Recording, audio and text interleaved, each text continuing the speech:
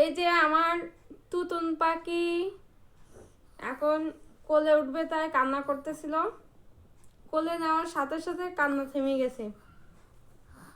এরকম দুষ্টু বুড়ি কাদের কাদের বাসায় আছে অবশ্যই কমেন্ট করে জানাবে।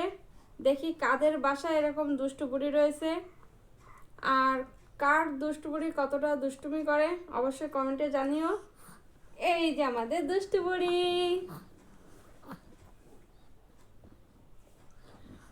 আমাদের এখান তো প্রচুর শীত, আর এই শীতে তো বাচ্চাদের একেবারেই ঠান্ডা লাগানো যাবে না, বাট মানে পুরো পোশাক না পরালে তো কোনোভাবেই হচ্ছে না। কিন্তু আমার দুষ্টু বুড়ি কোনো মতে এটা পরতে চায় না।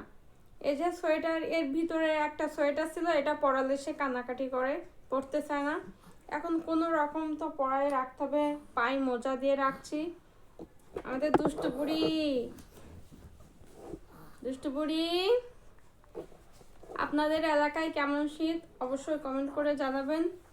আর আমাদের এখানে মানে খুলনাতে কিন্তু মোটামুটি শীত আছে, যেটা বাচ্চাদের জন্য উপযোগী না।